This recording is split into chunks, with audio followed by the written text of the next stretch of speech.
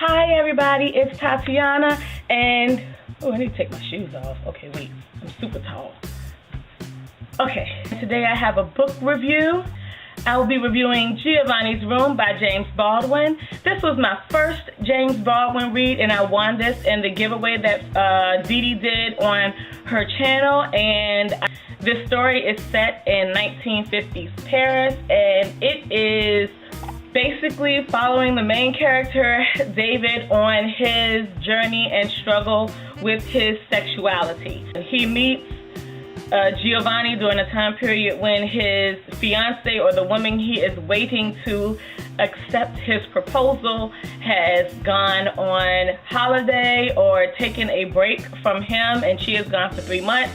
And during that 3-month time period, he enters into an affair with Giovanni, and they spend a lot of time in Giovanni's room. I am going to put the link to Frenchie D's review in the description box below, and she has a link on her video to Ellie the Bibliophile's review of this book, and go check both of those out because they are both very good reviews. The reason why I think you should also check out Dee Dee and Ellie's reviews of this novel is because it's a very complex novel, and there are so many different aspects to this novel, and the three of us really pulled on or picked out 3 completely different things. What really got to me in this book, aside from the beautiful way it's written, I mean, the descriptions in the book are just beautifully written, and in a short novel he has left nothing to question. Like, I haven't finished reading it wondering what's next or was anything left out.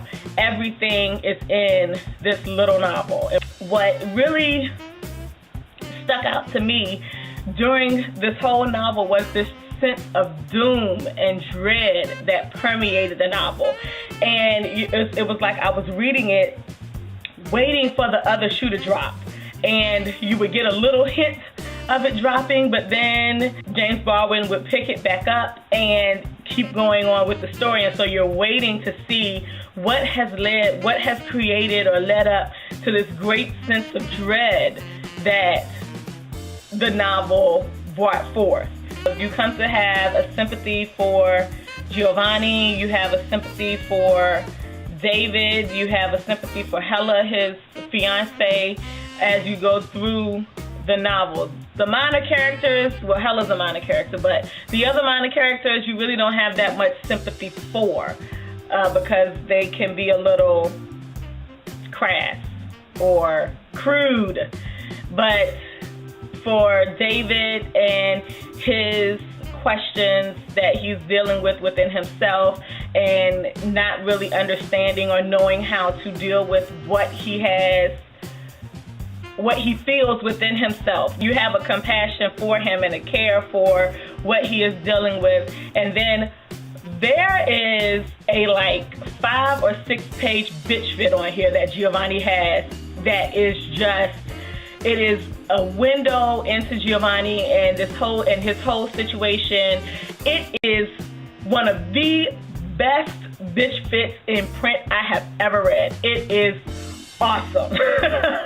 As I was reading it at one point I had to stop because I was laughing and it wasn't funny, but some of the things he was saying were reminding me, or the way that I was imagining him saying them reminded me of Raj on Big Bang Theory. So I had to stop and center myself to get back into what the actual tone of the novel was. In Dee Dee's video, she states that this novel created quite a stir when it almost didn't get published when he wrote it, because it was a novel written by a black man with all white characters. There's nobody black in the book, and because of the homosexuality struggle that takes place in the book. And one of the things that I questioned or wonder about is it's mostly based in Paris.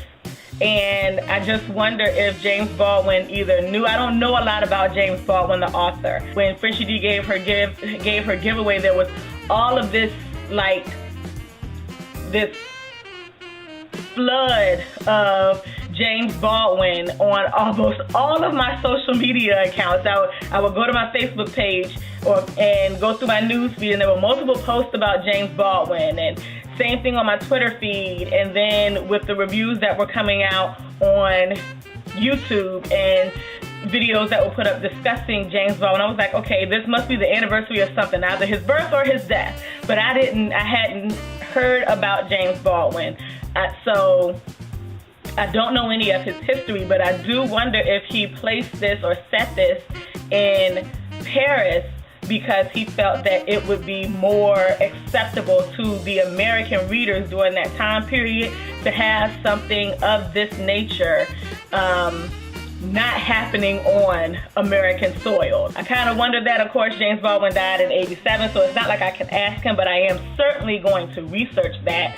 I wonder if the French populace were more comfortable with homosexuality as it existed during that time period than the Americans were. But yeah, I really did enjoy this. I will be reading another Baldwin novel. I don't know what and I don't know when, but thank you, Dee Dee, for doing this giveaway. I'm so glad that I won it because I do not know if I would have been introduced to Baldwin through any other medium, because like I said, I didn't even know who he was and really did not have that much of an interest in picking up a novel by him when even with the flood of information that was coming out about him during the time period when you did this giveaway. So thank you so much for popping my Baldwin cherry, and I hope you all have a good weekend whenever you see this video. Peace out.